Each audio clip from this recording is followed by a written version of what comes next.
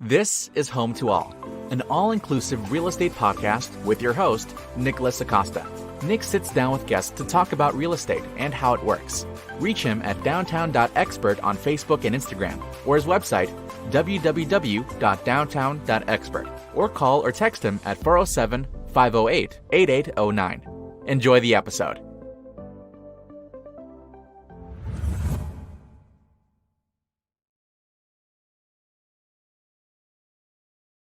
Good afternoon, everybody. This is Nick Acosta, your host of the podcast, Home to All, an all-inclusive real estate podcast, coming to you live from downtown Orlando, Florida.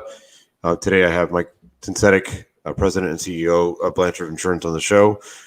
This podcast is also brought to you by Lux Mortgage, as well as downtown.expert. Mike, good afternoon. How are you, sir? Hey, good, Nick. How are you? I'm doing well. I like your background. It looks like familiar to me.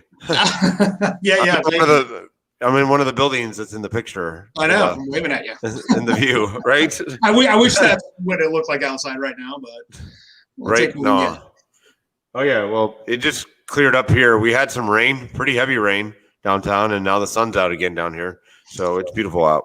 Yeah, we're getting into that part of the year again. And hopefully these temperature changes kind of even out. I mean, that was just wrecking everybody in our office with allergies and everything else for the last few weeks. You know, it's like you came into work and it was like 80 degrees, and by the time you were leaving, it's like 60 or 50 degrees. So everybody was going home with migraines. So hopefully, we start just getting on an even keel here as we get, into spring and summer. So.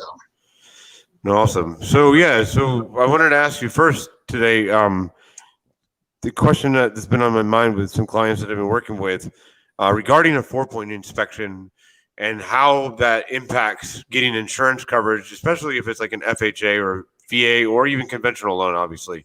How would that impact them? Sure. Yeah. Just to go into a very abridged, brief history about the 4-point inspections and the wind mitigations. Really in Florida, in the Florida homeowners insurance market, if we can go take a step back to 2004 and 2005, after all the storms, back then, before that, I mean, writing insurance is like, it could be a 1920s house, it could be a 1950s house, or brand new construction. Insurance companies really weren't that concerned because claims were really low back then. So they weren't really concerned about asking for updates on the house. I mean, and how old the roof was. I mean, back then, a shingle roof, 30 years old, it was perfectly fine. If your hot water heater was, 40 years old, it was perfectly fine because there wasn't a lot of claims involved. So a lot of the insurance companies just asked for verbal proof of updates, and it was, up to the insured or up to the insurance agent. So there wasn't really even a lot of 4 points going around at that point in time. I mean, this is back in the day when we used to, as agents, actually go to properties, meet the realtor and do a visual inspection, take some photos, and that was kind of it. I mean, the insurance companies may have wanted to see some photos, but that was it back then. Then after that, after 2 bad storm seasons, and then as fraud started picking up more in Florida, they started requiring 4-point inspections, and it started becoming more frequent. And initially, when they started off, and those of you who don't know what a 4-point inspection is, I'm sure a lot of people out there listening, it's a broken down version of a new home inspection. And the only thing it covers is the 4 systems in the house, which are the roof, the HVAC, or the AC air conditioner, the electrical, and the plumbing in the house. And that's the only thing it really covers. And it looks at updates. And that's what the insurance companies take a look at.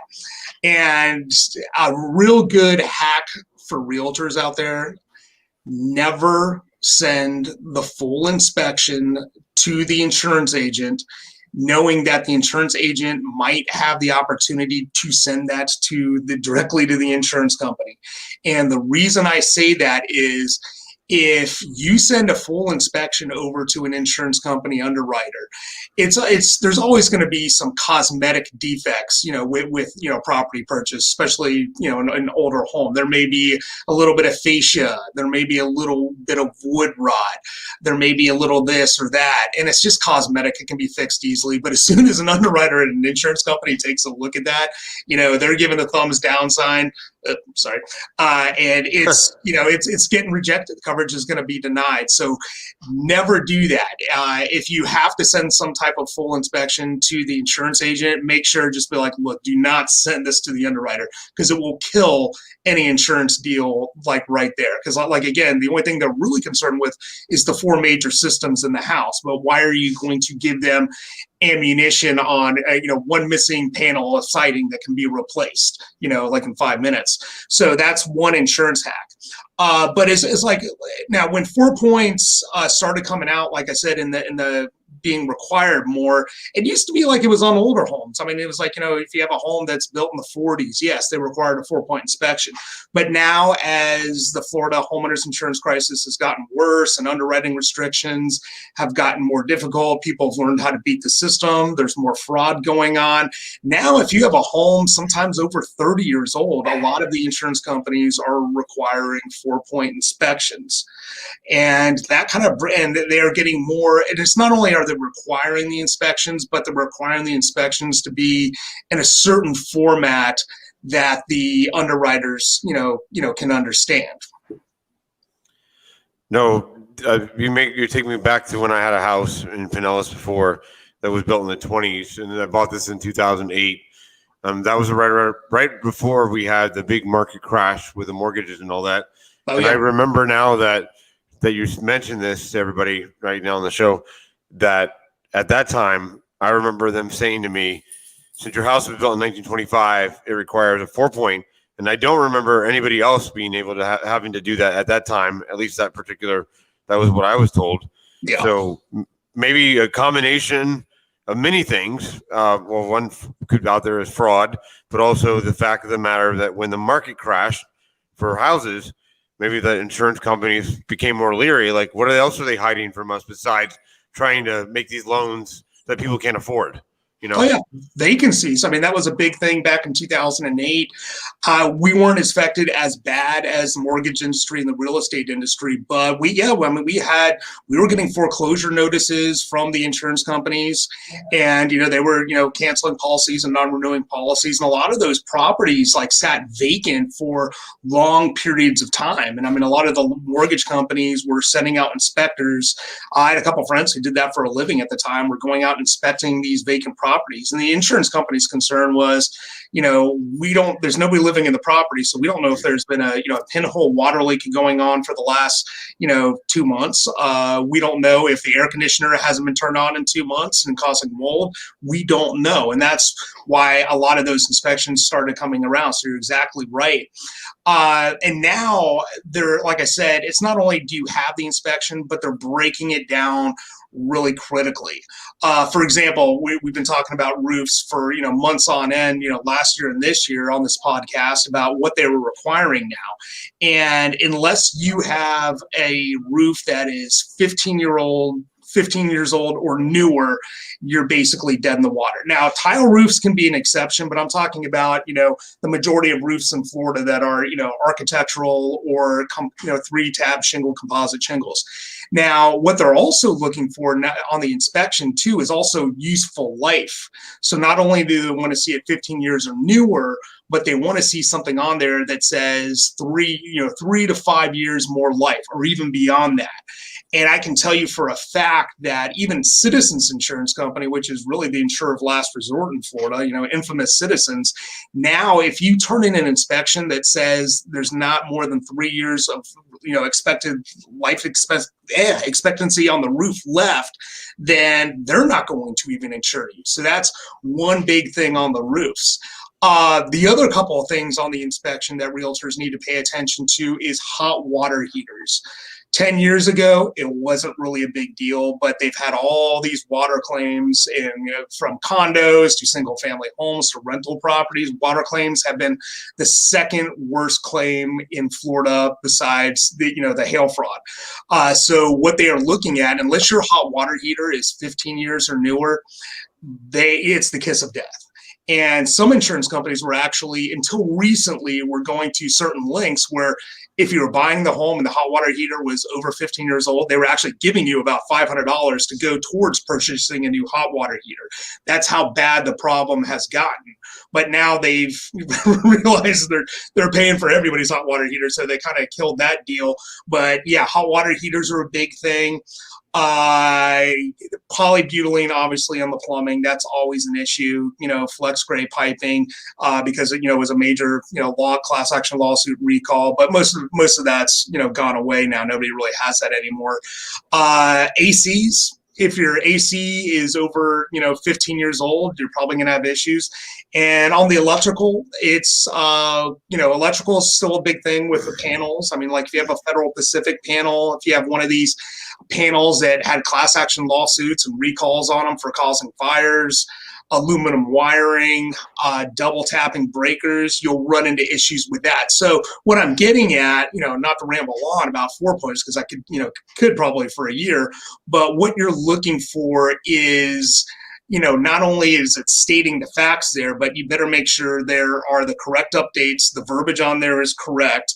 And if there's anything on there that says, there could be a potential issue or a hazard, if it's on there and it goes to an insurance company, it's getting declined right now.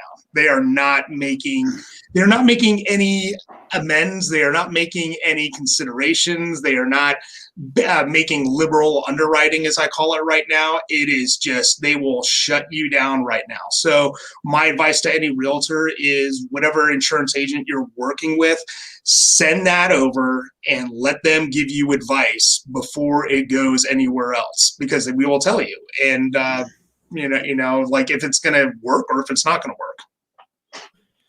No, I completely agree. So what I'm getting out of this is like, as these fraudulent claims are happening, for instance, like in the building here where we live, they just made an announcement. I guess the policy for the entire building, they're coming into our units to do their annual check on the sprinkler system, like the fire suppression system. But they also recently, like I think a couple of months ago, they went into every unit with the insurance team to inspect the water heaters like you're talking about. Yep. Because there have been times where, like for instance, in our condo a long time ago, I think the neighbor or something, they had one of their water heater burst, and then the water came down the ceiling. Even though we're in a concrete building, water came right down the wall and into the neighbor's unit. So they check for that too. So it sounds like to me that as insurance, which clearly is evolving, and because of fraud has been on a significant rise, and so many different factors out in the world, that as they've evolved, now they're basically not putting up with anything anymore because they're not going to pay on something or cover something that could be fraudulent. And also to protect themselves as a business. Correct. And it's in our industry, we actually call it like risk modeling. And I'm sure, you've heard that, from your days, with Progressive, on the adjusting side, but how underwriters are modeling risk now, it's almost gone to the version of what they call single risk modeling, where it's not only are they looking at a large pool of properties and saying, okay, like large, law of large numbers, like life insurance, like we're going to group all these risks into one pool, but now they are really looking at individual properties. So if you and I have a home, like let's say, I don't know, built in 1995 here in Orlando, and we're right next to each other, it used to be that, hey, we're going to take a look at Mike's home. And if Mike's home is okay, then we'll automatically extend coverage to Nick's home and we'll write him a policy. Now it's like they're going to look at my home and say, well, Mike's got an older roof. And so, Nick, if he's got an older roof than Mike, then we don't want Nick. So they're looking at a lot of that single risk modeling underwriting. And it may not be apparent on the front end. And that's the other thing too, is a lot of these, yes, can you get a policy? Well, an insurance company, can you theoretically push a policy through underwriting and get it issued? Yes. But the companies, you got to remember, even if you go out and get a 4-point inspection on a property, the insurance company is also going to come out and do a visual inspection of the property. They may even want to do an interior inspection just to confirm that that inspection is right. It could be a drone flying over your house. It could be some guy walking around your yard who looks like the bug guy knocking on the door and handing you a business card. They're going that far to those links right now to confirm it. It might not happen until 30 or 60 days later. And And you're seeing a lot of this post underwriting inspections. So somebody gets issued a policy and 30 days later, they're getting non-renewed. Now, unfortunately, in our business, there is a lot of insurance agents who will push the policies through no matter what. I'm not going to name names or anything like that. But yes, they are looking at it going, I need to get this transaction pushed through by any means necessary. I will make it work. And then 30 days later, 60 days later, the homeowner is coming back getting non-renewed or canceled and winding up having to procure coverage elsewhere at a higher rate, or not even be able to get insurance maybe besides Citizens at all. So it's really a lot of that's going on too, and where we try to differentiate ourselves here at Blanchard Insurance is we do as much the carriers actually like us. They love us because what we do is we pre-underwrite everything to a max before it actually even goes to the underwriter. So the underwriters on our policies that are coming over, they know they're clean. They know we have looked at every single inspection, every single building permit ever, because the last thing I want to do is tell a client I'm sorry, your policy is getting non-renewed or canceled. Sorry, it didn't go through and now you're paying more money. I hate cleaning up messes on the back end. I would rather go through and be very transparent with clients and our partners too, especially with the realtors and the lenders we work with. It's I don't want it to be a reflection on you because I did something just to basically, earn a commission. I don't want the home buyer to hate us both at the end of the day. And that's how we've kind of set ourselves apart. No, I agree that you guys, I've worked with you guys several times. I completely 100% attest to that. You guys thoroughly review everything so everything's accurate and what the insurance is good. It's sort of like real estate. When I make an offer for a client, I always tell my client that I'm making an offer for you based on my advice. Obviously, it's up to them to do the final decision because it's the buyer. But when I put this offer in for you, I'm making an offer that I want you to get accepted. I don't want to put an offer in that I'm guessing that may get rejected or get beat out by somebody else. Same thing with insurance. So.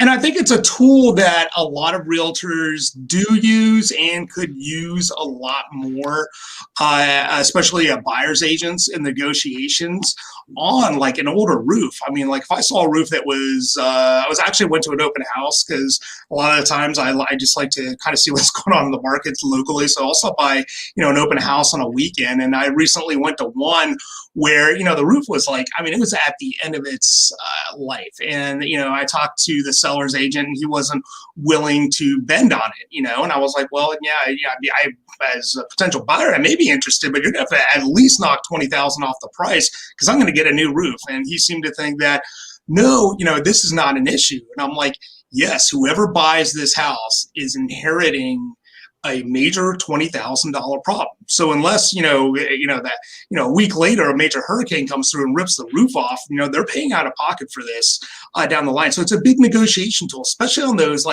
outdated electrical panels. Yeah, knock $500 to $1,000 off the price and get that replaced. I mean, hot water heaters too. Plumbing is a big issue, but if somebody's got old copper or cast iron pipes, if I was, a realtor, not saying I am, but I'd be going to the seller's agent and being like, look, I'm going to have to replumb this thing. You need to take $10,000 off the pipe because I'm going to be forced by the insurance company and any insurance company to have this done in, a certain period of time, which is going to be very short forthcoming. No, I agree, and it makes me bring to a point real quick before we talk about something else. Though the thought of this is, they consider Florida an as-is state, and real estate agents, when buyers agents write an offer, they write it on an as-is contract. And by no means an attorney, so I'm not giving any legal advice. But what I can see happening in the future, Mike, and you probably will agree with this, because of the insurance situation now, basically what's going to happen is that eventually what's going to happen is as-is contracts will not be acceptable, and sellers can't argue anymore. Well, they're taking their risk by buying this. Oh no, well, the buyer can't get insurance on conventional or FHA or VA because your roof doesn't have any life left, your AC is 20 years old, and your wiring is bad. Yeah. So those days are going to be real estate agents. Basically, what I'm trying to say, like Mike's saying, is you got to change your way of thinking when it comes to making that offer and negotiation. Like, for instance, the buyer I'm working with on a house, ran into a 4-point inspection issue, negotiated for the buyer $8,000 in closing cost concessions because we ran into 4-point issues. Things like that are going to have to happen. Yeah, absolutely. And whoever they're working with, I mean, send it over to me or send it over to the insurance agent you're working with. And I'm talking to the buyer's agents out there. We'll write up an email. We'll write up a letter that literally picks the 4-point apart and says, this is not going to fly with any insurance company. This is not going to fly, and this is not going to fly. And we can tell you, we'll list out the names of we have underwriting guides. I mean, I can literally list a matrix and tell you company A is not going to take a company B all the way down through Z and tell you, and I'll give you the company names and say, look, I mean, there are no, we've come to a day where the options are very limited. And I'm going to date myself and go back like 10 years ago and say, hey, yeah, I mean, were there a lot of companies who didn't care about the hot water heater and didn't care if your roof was over 15 years old? Absolutely, yes, or didn't care about the panels. But those number of companies has shrunk to a degree that I can tell you probably 1 or 2 companies who may not care about, a Federal Pacific panel. I can tell you 1 or 2 companies that may not care about asbestos siding. So your options are very, very limited. And that's a negotiation tool, in my opinion, for any, buyer's agent to knock down those prices, because they are ghost costs that are going to be built into, if you buy the home, this is what's going to need, you're going to have to update it. So if you're willing to do that, by all means, but why wouldn't you use that as a negotiation tactic? Oh yeah, I can definitely see that if you didn't get if you negotiated and say I think you hit the mute button there, Nick. About that. Yeah. Sorry about that, everybody. I hit the space bar by accident. I didn't know that was going to mute me. I've learned as I go. But what I'm trying to say is that before I got muted myself, is that down the road, I've talked to some colleagues in the business now, buyers agents out there, where buyers have walked away from the deal because they take the 4-point to the seller and seller agent and present it to the seller, and then the seller said, no, I'm not giving any concessions. And guess what's happened? Majority of the time now, probably 60% of the time, buyers are now walking away from deals because they know they can't get insurance on their property. Yeah, absolutely. And the insurance, if they can get it, is going to be dramatically and drastically higher. And the other thing, I mean, if we're talking about inspections here, is on every single deal that a buyer's agent does, get a wind mitigation inspection. Take advantage of it. It wasn't supposed to be around forever, but it still is. Take advantage of it. I don't care if the home is 2 years old or 100 years old. It doesn't matter. Get the inspection. It costs $125. It literally, in some cases, cuts insurance premiums in half. Now, the credit, too, a lot of people don't know, is the credit extends for until they discontinue this program, which probably should have already been discontinued. Every year you're receiving that credit. So if you're receiving let's say you're only saving $500 with this inspection, well, you've already made $400 in the positive, but times 5 years, you've made like $2,000 in the positive, because that inspection, until they revise it or they go basically forever. Now on a 4-point, and that brings up a good point, a 4-point inspection has to be 2 years or newer.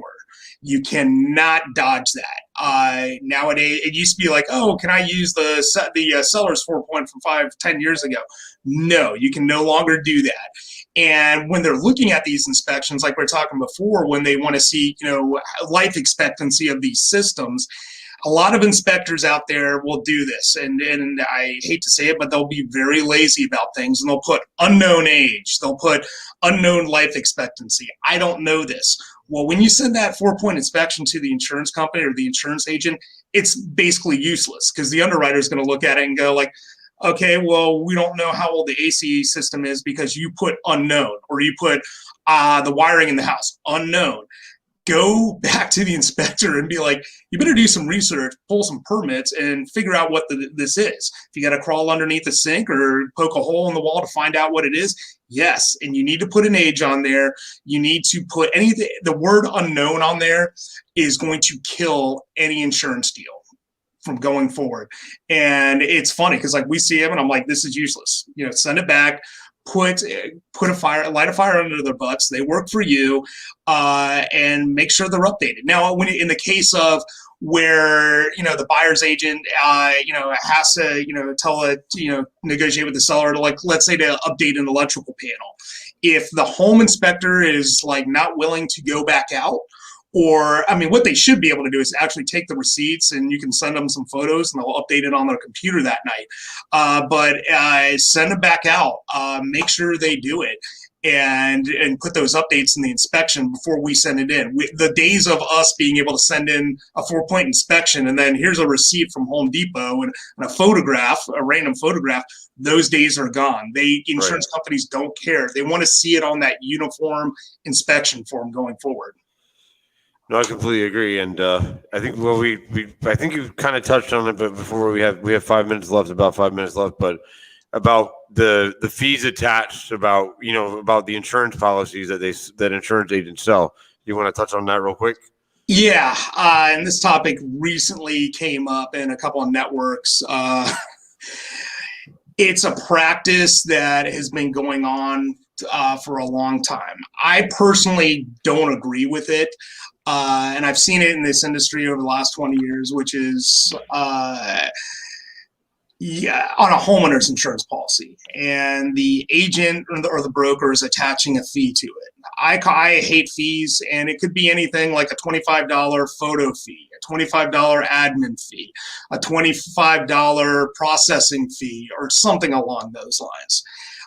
It's hard to tell when you're getting billed for that, but I can tell you the number one secret to getting billed for it is if you get an invoice directly from the insurance agent, and it's like, mind you, it's legal too. It's completely legal, but I feel like it's kind of like when you go to the car dealership and they're just adding these extra fees on there, and $25, and by the end of the day you got a list of all these fees that are at this long, and you really don't pay attention to it. Sometimes when people actually look at an insurance policy, they don't read it. They're just kind of like whatever the bottom number is. Now, the best way to tell is, especially on a homeowner's policy, is if you match up the number on the invoice and match up what's on the policy, because the policy is not going to insurance policy from Acme Insurance Company, or Progressive or Geico, whoever, State Farm, it doesn't really matter. But then the final number on there, let's say it's $1,000 premium after all fees, taxes that the insurance company charges, which is that's a necessity that you have to have that. But when you look at that number 1,000, and then you get this invoice from the insurance broker or the agent that doesn't say State Farm or Geico on there, but let's say it says $1,200. You got to take and that's what they're sending to the mortgage company, or that's what they're sending to you to pay that bill. You got to really ask the question of like, okay, what's this $200 I'm being charged for? And the best way to tell is if you actually get an invoice directly from the agent or broker. The invoice should come directly from the insurance company. So if I'm sending, Nick, if I'm sending you your policy from Acme Insurance Company right now, you're going to have an Acme policy declaration that says $1,000, and you're going to see an Acme Insurance Company invoice that says $1,000.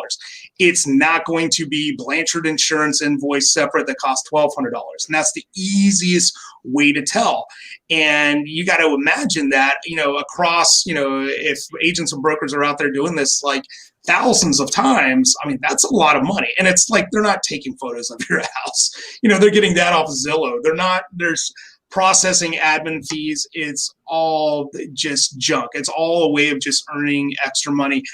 It does happen. It's out there a lot more than I would like. I think it's, on insurance side, we make a commission off any sale like a realtor would.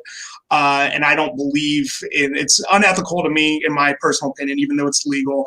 I don't like nickel and diming people for these phantom costs where I'm not really doing anything. Especially like an application processing fee, which is like, in these days with e-signature, how can I charge somebody $50 for a process that really takes 5 seconds? It's ridiculous. But that's another hack that a lot of you should look out for. And when you get into commercial insurance, the insurance brokerages, like the largest brokerages in the country, yes, I mean, there's like fees attached to policies, like an inspection fee that's coming directly from the insurance company. So the insurance companies, yes, the MGA fees that they have, their brokerage fees, their inspection fees, those are all true costs. Like, for example, like if you were to buy a commercial building, Nick, for like, let's say, your brand new real estate office brokerage, and the insurance company has an invoice that comes out to you with the policy declarations, yes, there's going to be something on there that says $150 inspection fee. But the insurance company is actually going to send an inspector to make sure your fire extinguishers and your fire alarm is up to date and monitored and blah, blah, blah. So they are incurring a cost. Now, if you get something from me that says Blanchard Insurance, $150 inspection fee, and I didn't come out and inspect your property, something's wrong, or there is some type of these phantom fees. And if you ever have a question about that, the best thing to do is ask your insurance agent or brokerage, or ask another one. Like if I saw that, if you saw an invoice from me, Nick, like that had those on there, I'd be like, and I was somebody else, I'd be like, Nick, ask somebody else besides Mike, get a second opinion. And like I said, I call it, everything we do here at Blanchard Insurance, we kind of do fearless. We're very transparent in the way we do business. And that's just my personal philosophy that we share here in this organization. And we're kind of fearless about a lot of things, like in what we do. Not that we're, jumping out of an airplane or anything like that, but we like to be transparent when a lot of our business, and I would say the great majority of it, doesn't like the transparency. So we're fearless in that regard. But I also say, hey, we're fearless as well. We're not sitting there. The last thing I want to do is go to bed at night knowing I ripped, our clients off and people off. And I just think it's ridiculous. I completely agree. So with that, we're out of time. But is there like one word of advice to give everybody for the weekend and the week ahead to anybody out there? Yeah.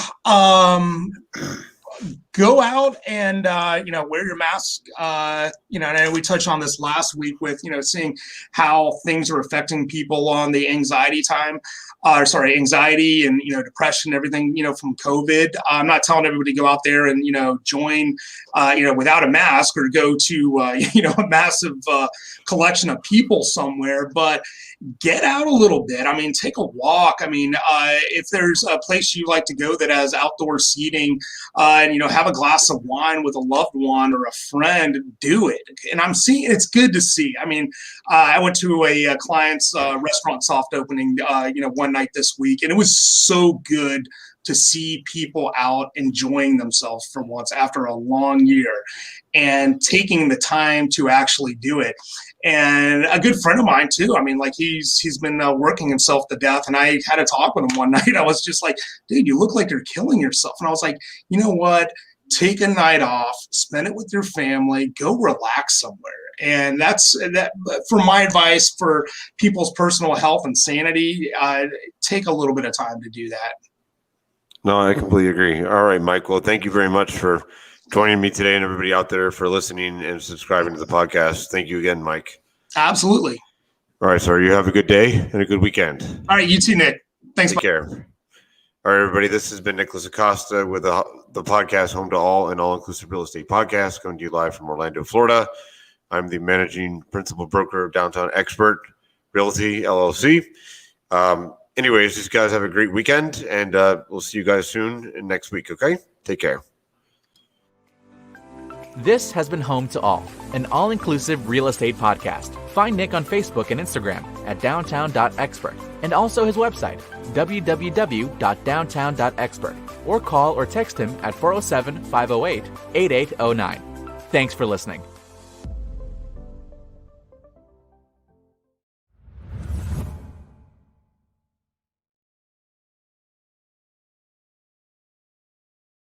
Instead of spending hours or even days looking for your new home, let a Downtown Central Florida expert guide you. Hi, I'm Nick Acosta, and I'm here to welcome you home. Being a Florida native, I know how exciting, convenient, and stylish the downtown Florida lifestyle is. Whether you're entertaining your guests or enjoying the views, Central Florida downtown has a lot to offer you and your family. Buying, selling, or investing, I'm your Downtown Central Florida expert.